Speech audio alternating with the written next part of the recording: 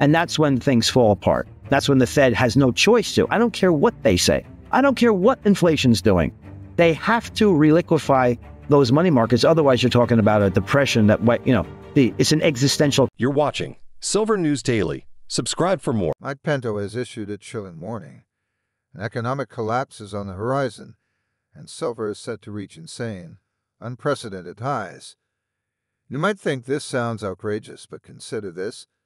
Silver has historically thrived during financial chaos.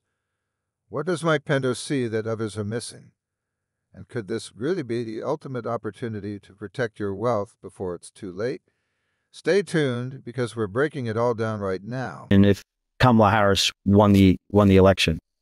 And I'll expand on that. We've got a half an hour to discuss everything. So I just want to, before I forget, before I came on your program, I was listening to Bloomberg in an interview with Susan Collins, who is the Boston Fed president. Okay. And this is something that came out of her mouth. She said, and she looks like a nice woman. She looks intelligent. She speaks probably much better than I do, by the way. Maybe even looks better than I do. I don't know. But she said, if you take out food, and if you take out energy, and if you take out shelter, we're pretty much close to our 2% target. I mean, these are the people in charge of deciding the level of asset prices and the quality of life in the middle class and the purchasing power of your currency. We're pretty much at 2% if you take out everything you need to subsist. Anyway, so listen, as I told you in the pre-interview, and to your credit, you still wanted to have me on, I did a tactical sell in a great percentage of my physical gold. Actually, not physical gold, I never sell, but the physical gold that I have, I never sell. It's what I call liquid paper gold, which is any gold you can get through the stock market, an ETF, GLD, IAU, AAAU, miners, whatever you have. I call that liquid paper gold, because it's not really gold. The only gold you really have is gold that's not a third party's responsibility to give you access to it. Okay? So that means gold in your possession. And you can never, 5% is what I recommend. You never sell that. But I sold a lot of it, and I'll tell you why. So the election of Donald Trump means to me we're going to have much lower taxes, especially since you have the Senate and the House. So much lower taxes, and you're going to have reduced regulations. That is going to be, in my opinion. Let's set the stage for Mike Pento's dire prediction by examining the fragile economic environment we're in right now. Inflation, although slowing, remains elevated, eating away at the purchasing power of everyday consumers. Meanwhile, global debt has soared to unprecedented levels, with many nations turning to money printing just to stay afloat. But it's not just inflation and debt that experts worry. Geopolitical tensions, from ongoing conflicts to trade wars, are injecting even more uncertainty into the financial system. Add to this the aggressive shifts in monetary policy, like the Federal Reserve's recent rate hikes and balance sheet reductions, and you have a recipe for economic instability. The cracks are already visible. Central banks are walking a tightrope, trying to balance economic growth while taming inflation. At the same time, industries are grappling with rising costs and tighter credit conditions, setting the stage for what Pento believes could be a catastrophic financial collapse. This isn't just speculation. Historical patterns show that when inflation runs high and debt levels spiral out of control, the financial system becomes incredibly vulnerable. Could this environment be the perfect storm Pento warns of? And more importantly, is silver the hidden refuge investors need to protect themselves from what's coming next? Let's dive deeper to find out. Growth, that's a depressant on growth. That's going to be that's offsetting some of the tax cuts and deregulations you're going to have. I mean, we still have a tremendous amount of debt. The household has a record amount of debt, not as a percentage of GDP. That's come down from 100 to around 70%. But 70% household debt to GDP is very high. We have a record amount of corporate debt. We have things like private credit out there, which didn't even exist before. Trillions of dollars of this stuff. Commercial real estate. These are all things that are affected by higher interest rates, and higher interest rates are going to be a massive depressant to offsetting what I just mentioned, the Trump election. And they could get out of hand. It could spiral out of hand because, you know, if you have, and this is the three reasons why, these are things that Powell and Susan Collins, who, you know, were data dependent. Well, you're data dependent. I just wrote a piece called Driving the Interest Rate Vehicle with Your Feet on the Steering Wheel and Your Eyes on the Rear View Windshield. That's what they're doing. I mean, they're making decisions about interest rates that should be based on a free market. You know, it should be based on a gold standard. They're making decisions looking at data that is lagging and faulty. The data is faulty on what? The labor market. That's how they're making their decisions. In my opinion, we should have a money supply that's dictated by the mine supply of gold. That's the base money supply. You should have a fettered fractional reserve system where you can't go out and just make, you know, monetize debt willy-nilly, but that's what's going to happen. You're going to have the banking system, both shadow and traditional, FDIC insured institutions, monetizing trillions of dollars of the federal debt, which is going to be bought by Jerome Powell. He's going to be forced to do it. You know, the average interest rate on U.S. debt is about 3.5% right now. There isn't an interest rate on the yield curve. You go from Fed funds all the way to the 30-year. It's much higher than that. So the interest on the debt, which is already $1 trillion, is going to go much, much higher because the debt's going higher and the interest paid on that debt is going much higher. We're already paying 20% of interest. 20% of all revenue is going to pay interest on the debt. That would be 30% today if we had interest rates normalized. I mean, if interest rates stayed where they were and we just, you know, kept on floating T-bills. So why are interest rates rising? Inflation, insolvency, and illiquidity. That's why you'll never hear Powell or Susan Collins talk about that. That's the real problem. And that's what you have to monitor if you're investing in the stock market. And I am. At the center of Mike Pento's forecast lies a critical player, the Federal Reserve. The Fed has long been seen as the gatekeeper of economic stability, but recent policy decisions may have done more harm than good. Over the past 2 years, we've seen aggressive rate hikes aimed at cooling inflation, bringing the federal funds rate to its highest level in decades. But as history has shown, tightening monetary policy in a debt-heavy environment is like walking a financial tightrope without a safety net. Let's not forget the Fed's use of quantitative easing for the pandemic, injecting trillions of dollars into the economy. While this initially stabilized markets, it also fueled an inflationary surge, leaving the Fed scrambling to reverse course. Now the rapid shift to rate hikes has sent shockwaves through sectors like housing and manufacturing, and credit markets are tightening. The result? A precarious balance where even a small misstep could send the economy into a tailspin. What makes this more alarming is the lagging nature of monetary policy. The Fed's actions take months, sometimes years, to fully impact the economy. Could it be that the damage is already done, and we're merely waiting for the storm to hit? Pento's warning suggests this exact scenario, a delayed but inevitable collapse, fueled by the very measures designed to prevent it. But here's the kicker. As the Fed loses its grip, where will investors turn? Historically, times of Fed-driven uncertainty have driven demand for safe-haven assets like silver. Is this why Pento believes silver could explode in value as the central bank strategies backfire? Let's continue to unravel this connection. And I wanted to just button up that point because from 87 to the global financial crisis, even to the COVID crisis, the Fed came to the rescue by printing, like we just talked about, trillions of dollars. Because the problem was what? It was, you know, we had disinflation, we had deflation. We haven't had a problem with inflation since 81. Well, now we've got a problem with inflation. And now we have insolvency in the treasury market. So what you're saying is that the Fed put what people are saying is Wall Street, not me. Wall Street's telling us, well, the Fed has your back. They've inculcated this over and over again. The Fed has your back. In a problem, they will print trillions of dollars. But what if they print trillions of dollars when the problem is the salient issues are insolvency and inflation. They're going to just make the situation much worse, right? So you're going to have negative real interest rates, profoundly negative real interest rates, even though nominal rates are spiking. That's the best environment for gold. So gold likes two things. It likes recessions because nominal rates are falling. Generally, real interest rates are falling. There's less competition for other assets because who wants to buy a house or a stock or buy bonds, short-term bonds when the rate's coming down? You buy gold, right?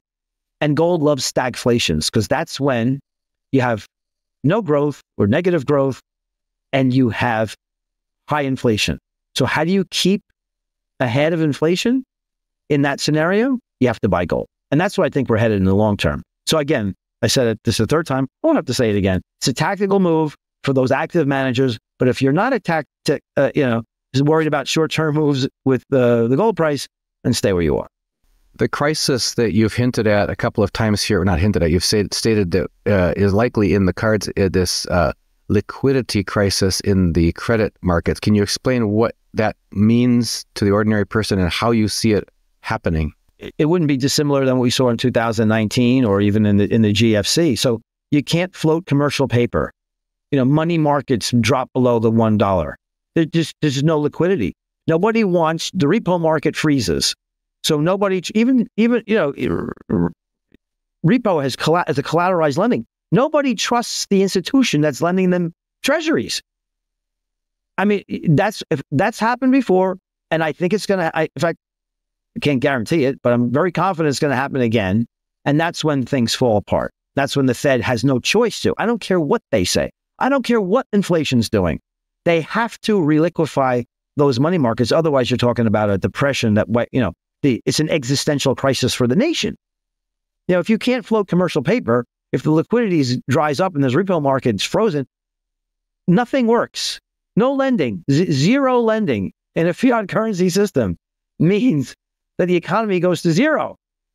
Forget about a recession. You're talking about a trenchant and powerful depression. So no, there's no choice. That's what they're going to do. And that's when you're going to have to, if you're in that 60. Now, let's explore why silver holds such a unique position in Mike Pento's prediction. Unlike most assets, silver is a rare combination of industrial necessity and financial safe haven. On one hand, it's a critical component in industries like solar energy, electric vehicles, and advanced electronics. On the other, it's a time-tested hedge against inflation and economic uncertainty, much like its more expensive counterpart, gold. What sets silver apart is its ability to shine during market turbulence. Historically, when inflation surges and currencies weaken, silver has provided a store of value, protecting investors from the devaluation of paper money. It's why central banks and savvy institutional investors alike have turned to silver during crises. In fact, recent reports suggest that silver's low correlation with traditional assets makes it an essential diversification tool for any portfolio. But that's not all. Silver's relatively low price compared to gold makes it far more accessible to retail investors. This means that during times of widespread economic panic, demand for silver often skyrockets as both small and large-scale investors flock to this asset for protection. Could this dual role as a critical industrial metal and a financial refuge be the key to Pento's bold prediction? If economic conditions deteriorate further, silver's value could surge as investors seek safety while industries scramble to secure supply. But there's even more to this story. Let's look at how the supply-demand dynamics might amplify silver's rise. Base money supply was, prior to the GFC, that includes everything.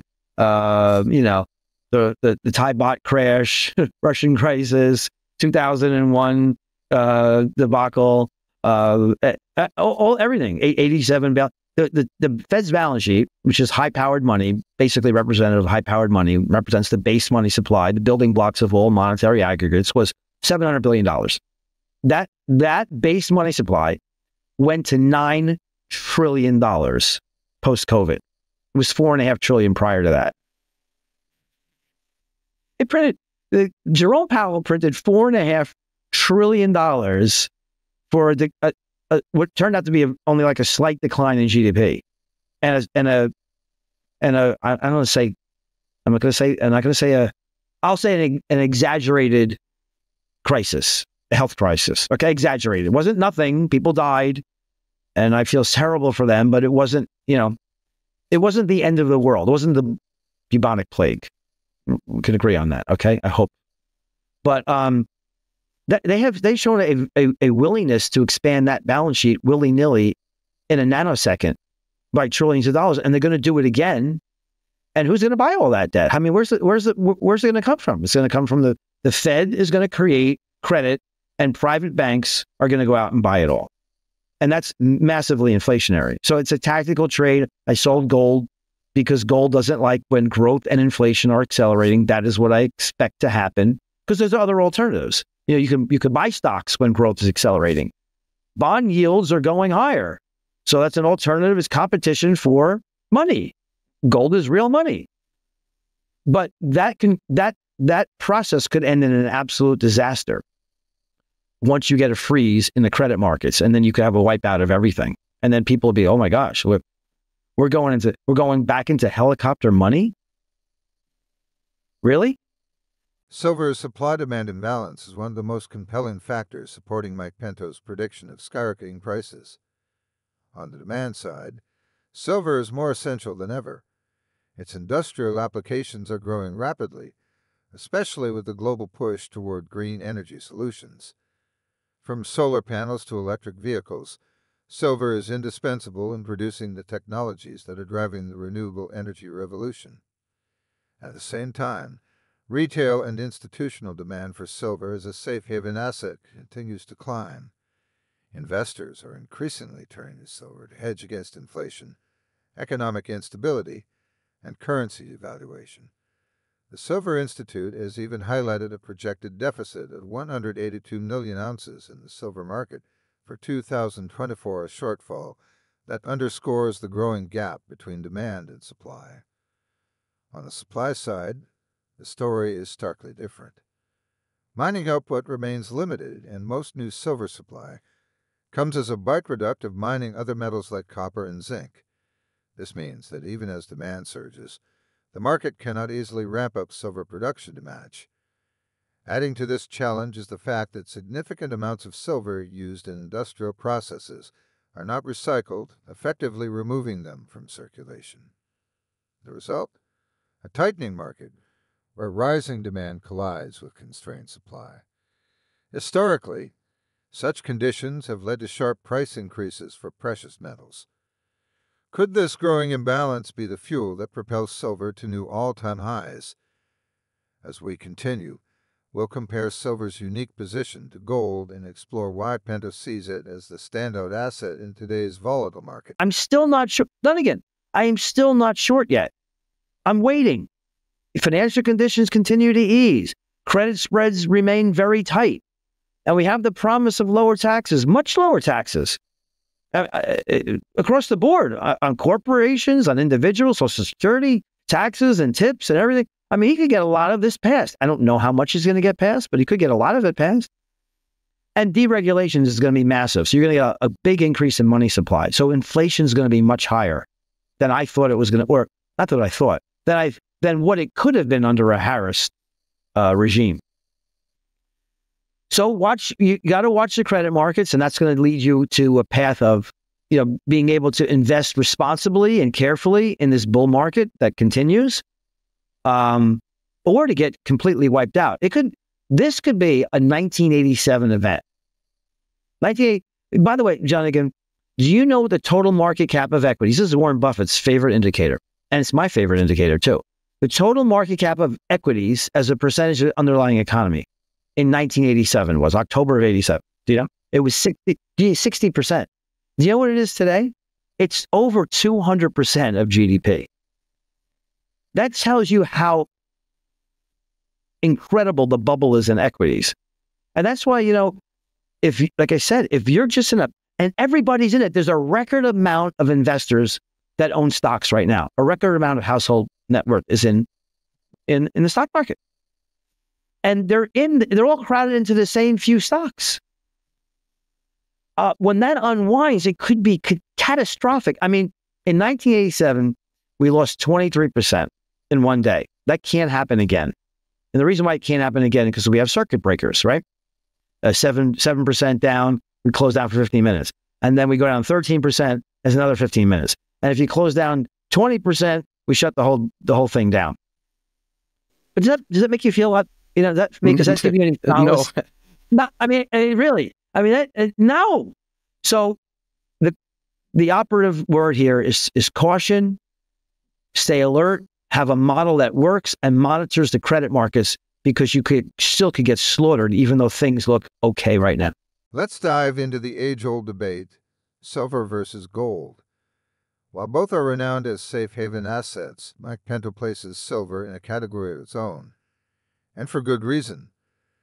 Gold is often seen as the ultimate hedge against economic chaos, but silver brings something extra to the table: industrial demand. Over half of silver's annual use comes from industries like solar energy, electronics, and automotive manufacturing, giving it a unique dual role as both a commodity and a monetary asset. Another key difference lies in accessibility. Silver is far more affordable than gold, making it an attractive option for retail investors looking to protect their wealth. During periods of financial distress, this affordability often leads to a surge in demand, as smaller investors flock to silver as a more accessible alternative to gold. However, silver's volatility also makes it a double-edged sword. While gold tends to move steadily, silver can see dramatic price swings in short periods.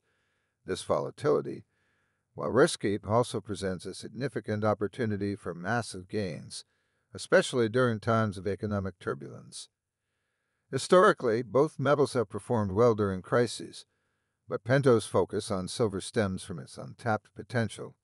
Its industrial reliance, coupled with growing investment demand, sets the stage for explosive price movements, something gold, with its more static demand, can't quite match.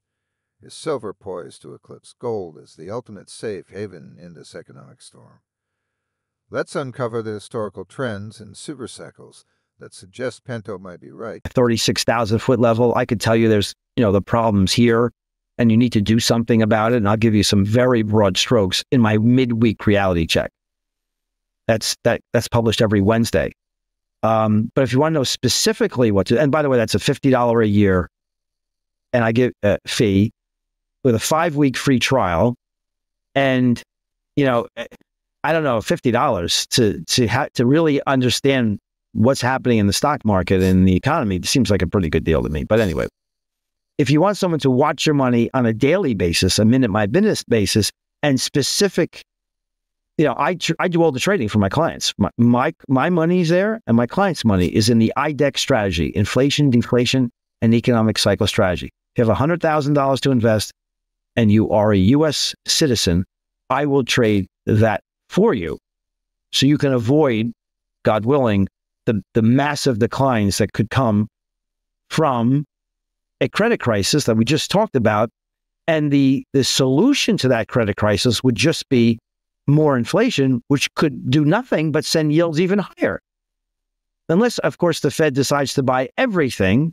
They could do, not just buy the interbank lending rate, the Fed funds rate. They could actually go out and buy treasuries, long-term treasuries, which is that's what Japan does. It's entirely possible. But what about corporate debt? What about municipal bonds? Are they going to buy all that debt too? Because, if you, let's just say a thought experiment. I mean, if inflation's running at 20% per annum, and the 10-year Treasury note, since all their buying from the Fed is sent them to like 8%, just pick a number. But they're not buying any municipal bonds. What would municipal bonds trade at? And is the Fed going to commit to buy every single fixed income product out there?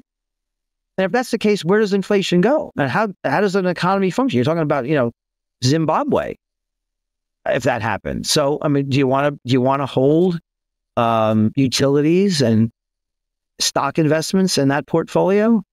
No, you'd have to adjust it to own equities that tend to outperform inflation, if you're going to own equities at all.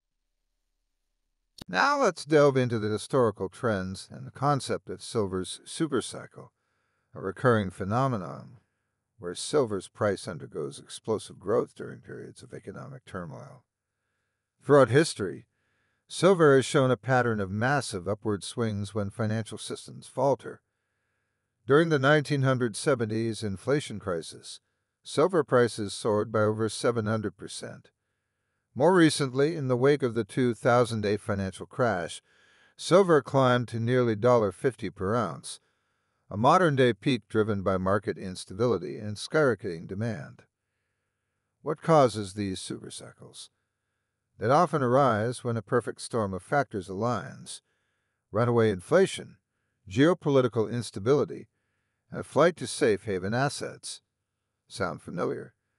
These are the exact conditions we're seeing today, amplifying Pento's argument that we could be on the cusp of another silver explosion. The industrial side of the equation also plays a significant role. Unlike gold, which has limited industrial uses, silver is deeply embedded in critical technologies like solar panels and electric vehicles. As economies shift toward green energy, the demand for silver in these industries has created a structural driver for long-term growth. Pair this with the persistent supply constraints we discussed earlier, and it's clear why silver is uniquely positioned for a supercycle. But here's the most compelling piece. Today's macroeconomic conditions, debt, inflation, and central bank uncertainty, mirror the crises that sparked silver's past supercycles. Could history be repeating itself?